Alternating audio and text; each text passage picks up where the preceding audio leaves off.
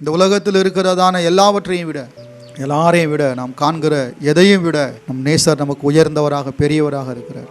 அவரை பெற்றுக்கொண்டது தான் நம்முடைய வாழ்க்கையில் நாம் பெற்றிருக்கிற இதிலே பெரிய மகா பெரிய ஆசீர்வாதம். உன் தேவனாகிய கர்த்தரிடத்தில் உன் முழு இருதயத்தோடும், முழு ஆத்துமாவோடும், உன் முழு மனதோடும், முழு சிந்தையோடும் அன்பு கூறுவாயாக என்பதே முதலாம் பிரதான கற்பனையாக இருக்கிறது. முக்கியமான சட்டம் எது? ஆண்டவரை நேசிக்கிறது, முழு இருதயத்தோடும் அவரை நேசிக்கிறது. அதுக்கு தான் ரட்சிக்கப்பட்டிருக்கிறோம்.